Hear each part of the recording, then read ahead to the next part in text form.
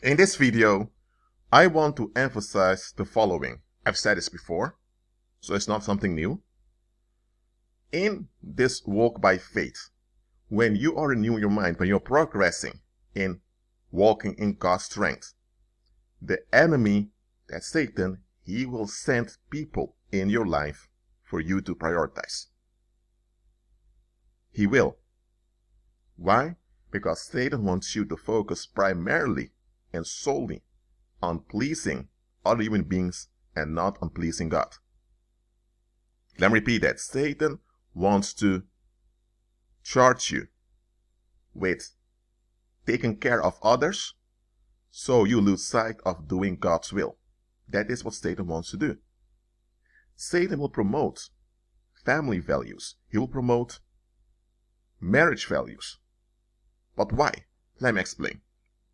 Let's say your name is John, okay? And John, you are doing God's will, you're renewing your mind, and you realize that it's important for believers to have economic relevance, and you want to achieve economic relevance. Why? Because as a believer, you are primarily focused on doing God's will. One day, you encounter this woman who needs help. And you work part-time at a coffee shop, so you help her out. And you start a conversation, and before you know it, you are engaged together. It went very fast. And you're about to get married. And as a believer, you want to be loyal to your wife to honor Christ. So that's all good. Then after you've married this woman, so after you enter the wedlock, because let's say you're not aware what the wedlock is. You think wedlock is marriage. So let's say you're not freed yet from the wedlock deception. You enter a wedlock because you think I'm going to stay with her for the rest of my life. So you don't do any prenup or any financial arrangements. Okay, your motives are pure. You have no evil intentions. But look at this. Soon, your wife has issues all the time. You need to call sick from work just to be with her. And she's draining you. And now you think, you know what? I need to prioritize my family. And that's a good attitude that you prioritize your family. But look at this. That woman was not sent by God. Satan saw that you were advancing in the faith and you were gaining influence, and Satan wanted to sabotage your influence. He couldn't stop you from going for God and doing God's will, and flat out persecution or direct persecution would only empower you in persevering. So the enemy came up with a plan. He sent a woman to you to become your wife. But the woman he sent to you was someone with borderline issues, narcissistic issues, and she was not willing to look for help. She just wanted a bailout. She was desperately looking for someone to get into a wedlock to bail her out. She wanted to be known as a married woman to the community so that nobody would pay attention to her horrible sexual past. She used to sleep around here and there. She used to cheat on her boyfriends. She used to lie on people. She wants to be bailed out. So demons led her to that coffee shop where you were working. And when she saw you, the demons began to speak to her. She wasn't aware they were demons. The demons began to speak to her. This is the one. This is your husband. This is going to make everything right for you. And she became genuinely interested in you. But her interest wasn't really about you. It was about her being bailed out. So it was a narcissistic motivation. And she did her best. And you thought, oh, this woman really wants me. She's loyal. She's like all the other women. You got involved with her. You got into a wedlock. And now, all the issues are manifesting. Now the time bombs are going off. And it's draining you. So you see the situation for what it is, that you've been scammed, that you've been trapped, and now you want to get out. Okay, that's good. But look at this now. Because you are in a wedlock, you now have to go to the government to get permission to get a divorce.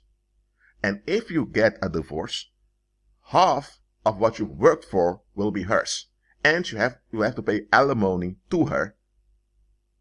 as long as she has mental issues. She had mental issues before she met you, but now, because she's divorcing you, you are blamed for all her mental issues that you did not cause.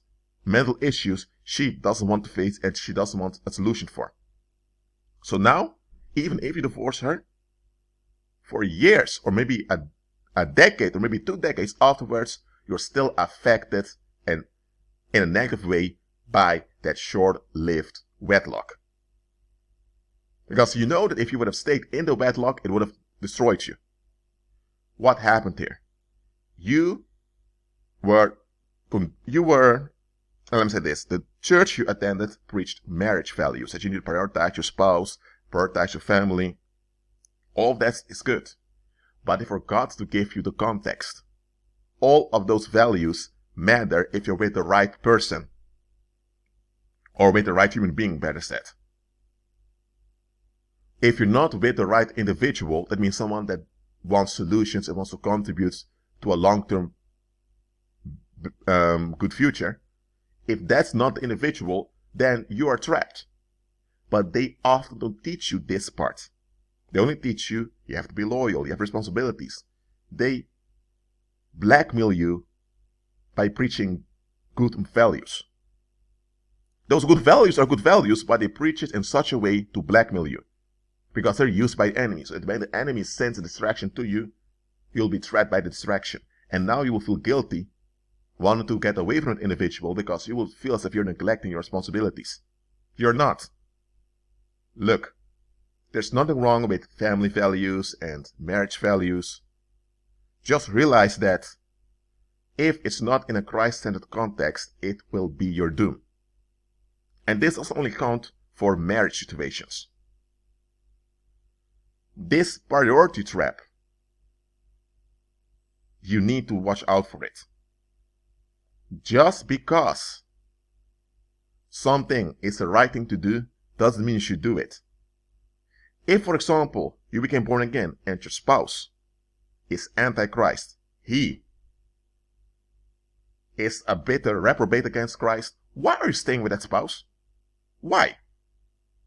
Because of family values? Because of what people going to say about you?